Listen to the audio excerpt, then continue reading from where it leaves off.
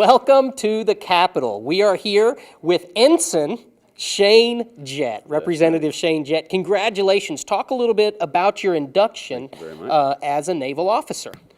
Well, it was a really one of those ceremonies that just makes you proud to be an American. And there was a lot of really nice surprises. Chairman Barrett was nice enough to come and do a warrior blessing ceremony, according to the Christian tradition of the Potawatomi Nation, and that was an unexpected surprise, and I was very grateful that he went all the way to make that happen. And then the Cherokee Nation presented me with the flag of the Cherokee Nation, which made it very special. But it was just one of those events that makes you proud to be American, and I can't wait to find out what I'm going to be able to do on behalf of my country. So I'll tell you, there were admirals, there were captains, there were a lot of officials, but as you said it, when Chairman Barrett, Rocky, came and gave you the blessing, what a tender moment, yet a strong moment at the same time that was to see such a Native American tradition. It really was, and that's exciting because you can really blend the warrior tradition of all Native American peoples.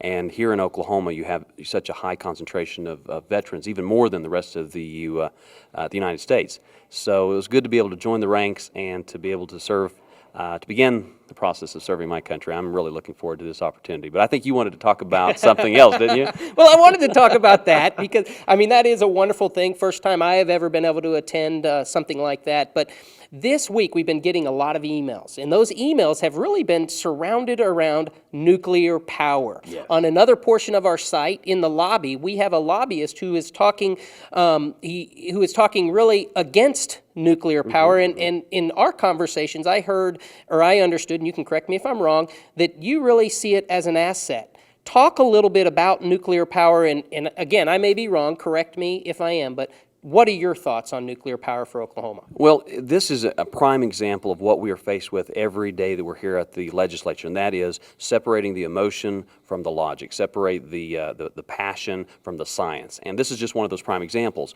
There's a lot of emotion behind this. There's still, even though it happened over a decade ago, Chernobyl is still fresh in people's mind, 7 Mile Island is, and technology has changed a lot.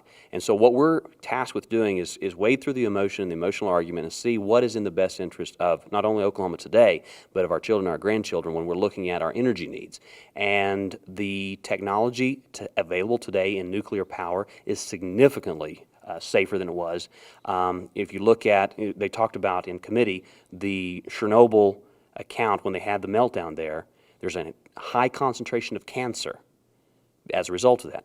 But what was really interesting, one of the scientists from OSU School of Engineering and Aerospace pointed out, was the high concentration of cancer due to that meltdown had little to do with science and everything to do with politics, because what had happened is the government had made a conscious decision not to come in and inoculate and to treat those individuals with some tablets that would have eliminated that cancer breakout, but they were afraid to panic the people by addressing the problem. He said this is not a failure of science, but a failure of politics, and that's what we have to make sure doesn't happen in Oklahoma.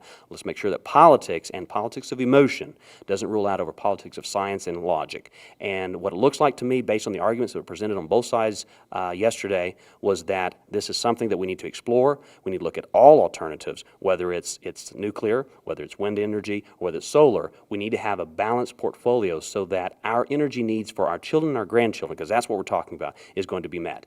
And based on the information that's provided, wading through the emotion and acknowledging it, and it's an important issue to a lot of people, I believe that nuclear energy will be part of Oklahoma's future energy needs. France is doing it, and we have to look beyond American borders and find out what is the best practices and bring them home to Oklahoma and make sure that we're taken care of.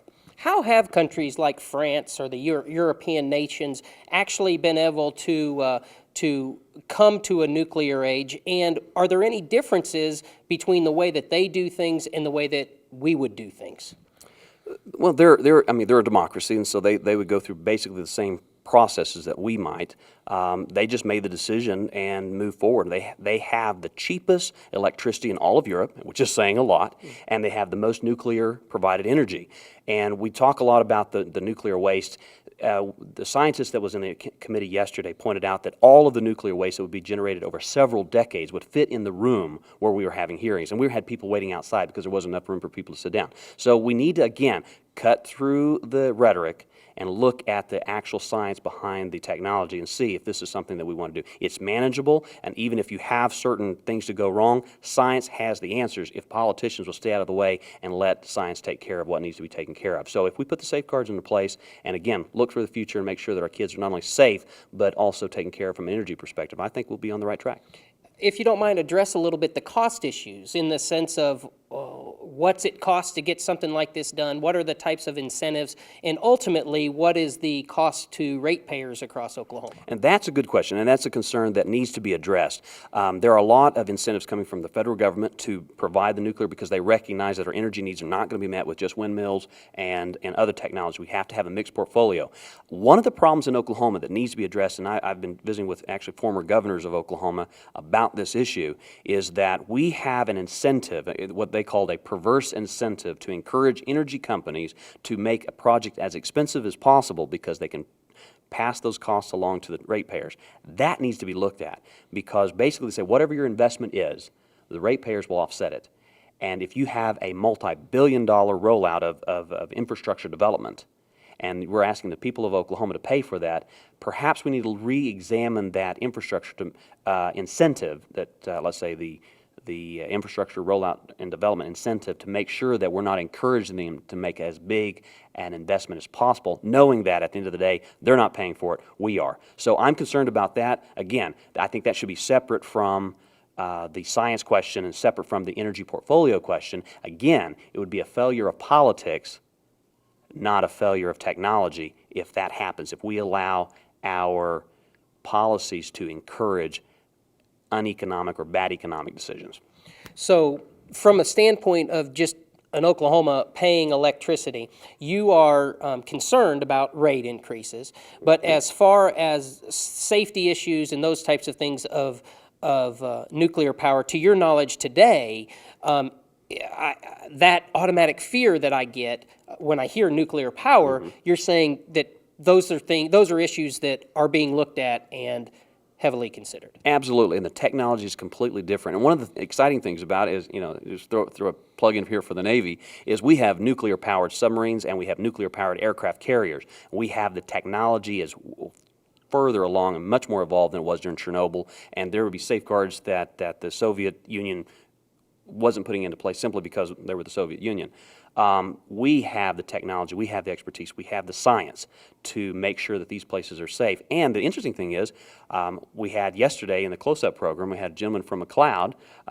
Craig is going to become a sailor and will be an electrician for engineer in a nuclear submarine. So let's create a job opportunity when he finishes his service to the country, come back to Oklahoma where he can apply his trade and his nuclear electrician skills right here in Oklahoma. All right. Well, Representative Jett, as always, thanks for your time. We appreciate you walking across the dome area and coming over and visiting. It's always a pleasure. Appreciate what you're doing to make sure that we are accountable and transparent to our constituents, and an opportunity for constituents to hear raw information straight from the representative without being filtered by the media. Sure. That's what we're here for. We're here to help get you involved because you can make a difference. As little as 4 emails from local citizens to representatives can sway an entire issue. Thanks for being right here on mylegislator.tv.